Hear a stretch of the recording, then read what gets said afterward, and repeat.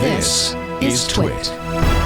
The lead designer of the original Surface, Ralf Groene, not to be confused with Matt Groening, the guy from The Simpsons, has retired from Microsoft. And I guess retired, although he's going to have, he says very vaguely, he's going to help friends design things. But he is a long-term designer. He started at Volkswagen, go figure, as a tool maker. Wow.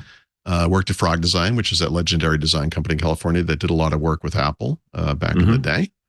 And then ended up at Microsoft. And his first product, his first big success, interestingly, was the Arc mouse. Which, that thing you could kind of lay flat to travel with it, pop it open, right? To crank it, and it gave you the Arc.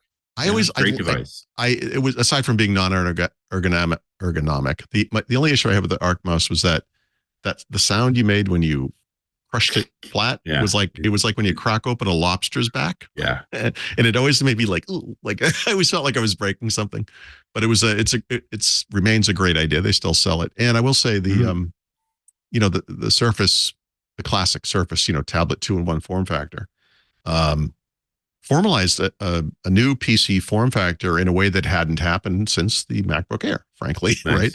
And Microsoft has been trying desperately to repeat that success. It's hard, if not impossible, to do that. But that thing persists. I think they nailed it with the Surface Pro 3 in particular. And then they've been a while ago now. It's yes. What are we at, Pro 10 now? We are almost 10 years off from that. Yeah. But 12 years since the original Surface. And we haven't all of that stuff. All this ARM stuff. Like, where's the Surface ARM? That's going to be in May as well. That will be. You think they'll announce an ARM Surface unit in May? Yeah, I think that the rumors are, and this sounds right to me, is that there will be an ARM version of the Surface Pro, which they've done before, of course.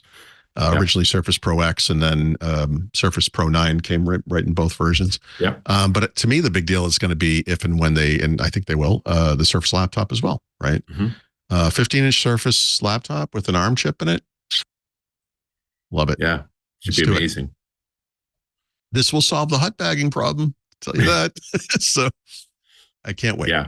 You gotta hope. Yeah. I hope. Yes, that's true.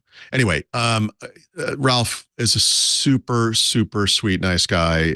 I've met him several times. I think the last time I saw him in person was pre-pandemic, Surface Go something in New York, but just a sweetheart of a guy. And, one of the real shining stars over there with him and Stevie Batish. Frankly, they were co-workers and did a lot of that work. Ralph was the guy who came up with the kickstand idea, which is one of those things.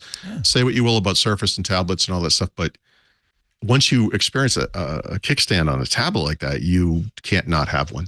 It's just suddenly it's like, now I need this. Yep. So that's him. When did he do the Arc mouse? That was pre-Surface. So he came to Microsoft. I don't remember the exact year off the top of my head. I want to say 2006-ish, something like that. The Arc mouse was that old. That's amazing. Yeah, it's been around for a while. And there's been different gens. They did the nubbin version, and then it went Bluetooth, so you don't lose that thing in your bag because there was no place it would magnetically attach to the Arc mouse. But, also an early example of Microsoft really embracing design in the sense that this thing, from being iconic looking, came in multiple colors and was very attractive. And it was one of those things like people who care, like I need a mouse, but I also want something that speaks to me on a kind of a personal level. It was a good idea in that way. And, well done. I mean, it was really well done. I honestly, that little lobster back thing, you might regard that as an early peek at what was going to come later with Surface, right? And the hinges and stuff. I mean, they were all over that. Lobster every time you heard it? No, I felt bad for the lobster every time I heard it because it's like it's like did I just break his back? I felt it made me feel bad. Crushed him again. Hey, it's me, Leo Laporte. I hope you've enjoyed this little snippet from Windows Weekly. If you want to see more and want to catch the whole show, you can subscribe in your favorite podcast client or visit our website, twit.tv/WW. And of course, there's links right below me.